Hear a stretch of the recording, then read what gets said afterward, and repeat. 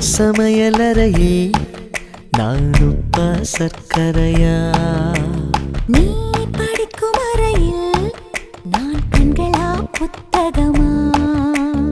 உன் சமையலறையில் நான் உப்பா சர்க்கரையா? நீ படிக்கும் அறையில் நான் கண்களா புத்தகமா? நீ விரல்கள் என்றால் நான் நகமா மோதிரமா?